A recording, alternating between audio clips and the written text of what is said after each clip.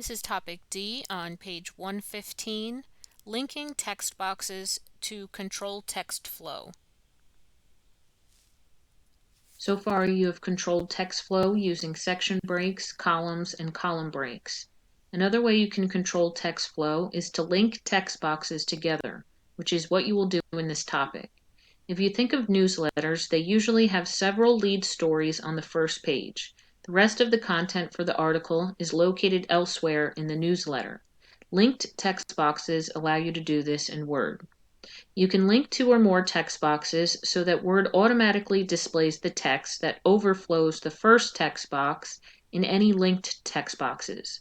This is useful if you want text to appear on one page of a document, such as the first page of a newsletter, and the rest of the story to appear on a later page.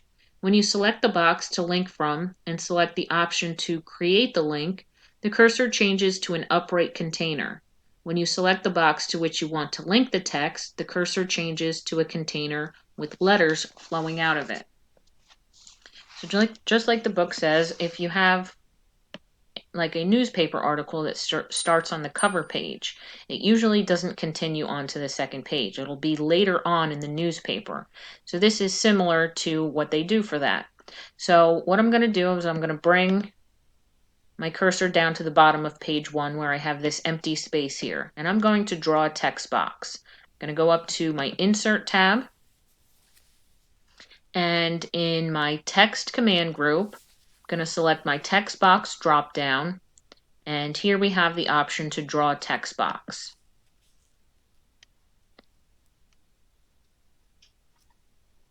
Let's try that again. There we go. My cursor changes to the plus sign, and I can just click and drag to draw it. Now, in order to input a document into this text box, I want to make sure that my cursor is blinking inside of it. Then I can go back up to my Insert tab, my text group again, and here I have my Object drop down. And from the drop down, I want to select Text from File. So whatever article or document you're inserting into this text box, you would navigate to where it's saved. I'm just going to do,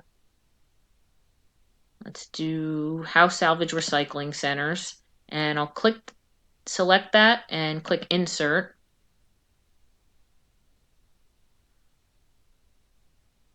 And depending on the size of your text box, you can see not all of the document fits in here.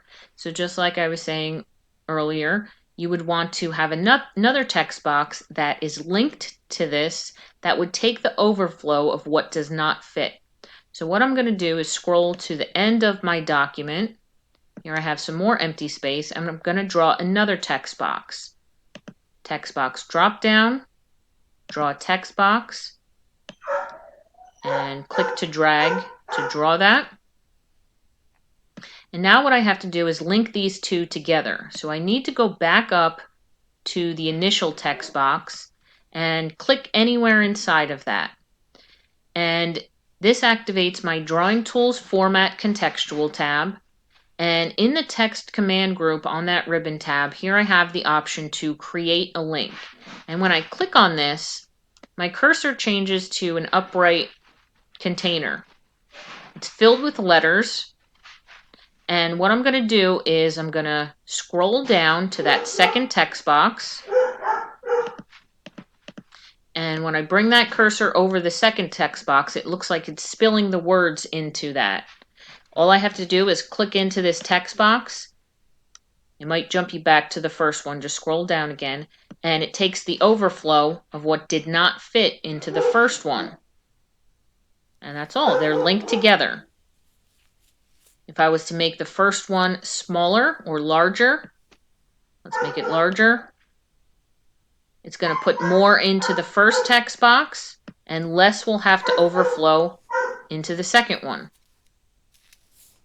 Okay, and that's all. And again, that's how newspapers work. First page, beginning article, whatever doesn't fit there will overflow onto, say page 5 or something like that. And that's how they do it. They link them together. So if they have to maneuver it so page 1 is a little smaller, then whatever overflows onto page 5, they would have to make more room for that. All right, so you'll practice this in our last activity. That's activity 5.4 on page 116.